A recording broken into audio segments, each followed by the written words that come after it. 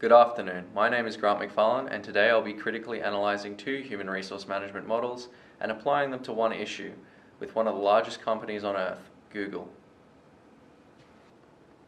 The first model I'll be looking at is Cochrane and Barocchi's 1985 framework for analysing human resource management and industrial relations at the level of the firm, and the second is RBL's 2016 HR competency model.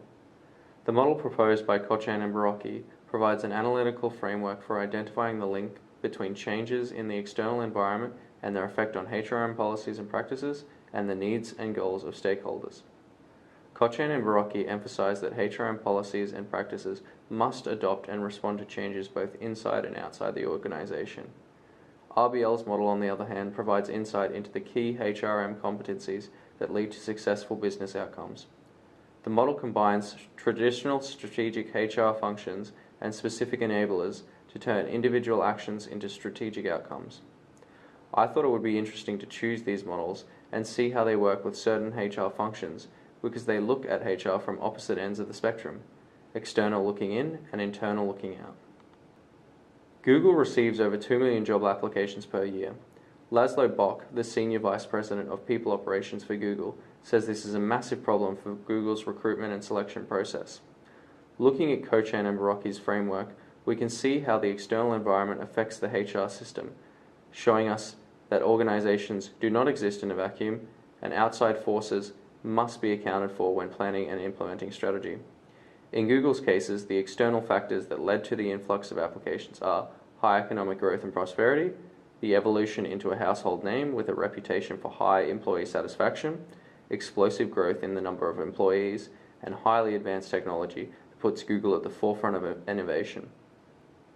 Looking further, we see the internal environment of the HR system, which consists of three parts: strategies and policies, HRM functions, and workplace interactions, each having an effect on each other. Google's issue relates specifically to the strategies and policies and HRM functions and how they affect one another. In response to the pressure from the external environment, Google developed several strategies and policies to deal with these issues, including algorithms that refine candidate searches, a 4-part interview process that removes bias, and hiring based on recommendations. These strategies all affect the HRM function of recruitment and selection. Finally, this model looks at how the factors affect the key stakeholders. In the case of Google, the policies are designed to reduce the cost of recruiting and the time it consumes. The model, however, neglects to add the legal side of external forces, and in regards to Google, this factor is very important, as countries such as the UK require employees to keep records of interviews for up to 9 months. This has a massive impact on the way Google must operate. The next model, which is RBL's 2016 HR competency model, takes a direct look at how HR professionals navigate the paradox between strategy and the individual. This model is important because it outlines the individual roles and competencies of a successful HR manager. This allows us to see how the HR system responds to external influences and adjusts its strategy. Created in 2016, this model allows us to view HR issues through a modern lens, which is evident through its use of traditional hard HR segments mixed with newer soft HR approaches that give an all-encompassing view of HR managers' responsibilities. Credible activists approach strategy in a way that turns strategy into a series of individual actions, navigating the paradox. The paradox represents the tension between strategy, where they are going, and the individual, what we do. In terms of Google's problem, only several categories of this model are directly related. The culture and change champ. This section draws on many of the previous model's external factors. The changing environment around Google led directly to its shift in HR practices. When interviewing employees, it is also imperative to make sure that they match with the organization's culture. The human capital curator. The importance of this segment is in managing the flow of talent and the ability to identify talent as it enters the company. Google interviewers must be able to recognize talent immediately. Within Google, 4 people must interview a candidate, and those interviewers must be from areas non-essential to the role, so as to remain unbiased. Technology and media integrator. One of the most important functions in regards to Google's issue, HR managers must be able to correctly use algorithms and technology to help sift through thousands of applicants and select the most appropriate ones. Social media screenings have also become a large part of the hiring process. Analytics designer and interpreter. The most important segment of the whole chart.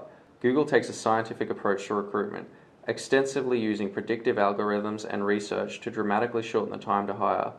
Google has an exceptional track record for innovating not just its technology, but also many of its business practices. It has proved a perfect example of how to manage human resources with superior analytics. The only issue with this model is only certain parts apply to this specific problem. Another issue with this model is it looks directly at HR managers and not how a group of HR managers or the firm as a whole will interact and deal with certain issues. Google's motto is "Don't be evil." The organization's business practices follow this model. Due to this strategy, there are many positive ethical implications when it comes to Google's evolution in HRM strategy.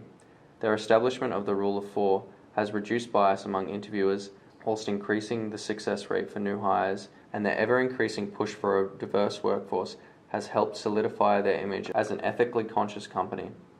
One of the potential ethical issues Google could face in the future comes down to how they use their algorithms to select the highest potential candidates. These algorithms have already proved that they have a small potential of failure, with a 1.5 miss rate according to their statistics.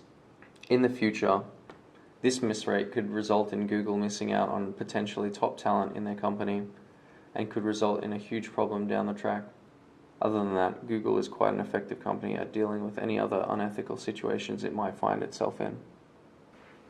Thank you for listening to my presentation. I hope you've learned a little bit more about these two models and how Google's issue can be seen through the lens of them.